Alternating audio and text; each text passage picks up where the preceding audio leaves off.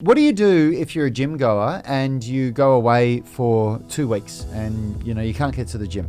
Well, there's a lot of things you can do, and if you understand how to train without equipment, it really doesn't need to interrupt your training.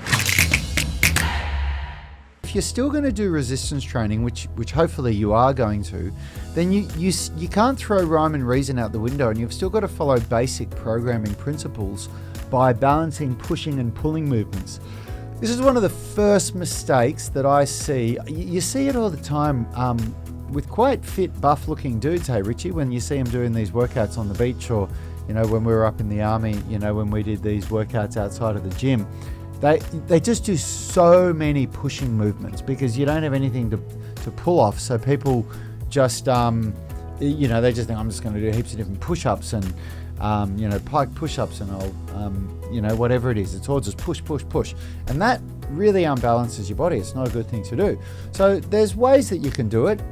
Probably the go-to and the easiest way, if you're willing to invest $40 or so, is to get a set of gymnastics rings.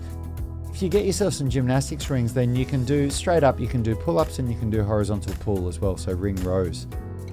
That'd be the first go-to. The second go-to is find somewhere where you can do some pull-ups. Find a tree, find a low-hanging branch to do, like just something that you can grab onto, put your body weight into it and pull. That's going to be really, really beneficial, really useful for you. We even found a way in our at-home workouts program to do a pulling pattern by rigging up a towel hanging in a doorway, in a closed door, so that you can use the towel to pull. And that worked really well. Hey, thanks for watching that video. If you liked it, consider subscribing to our channel and make sure you click the notification bell so you know when our weekly videos are uploaded.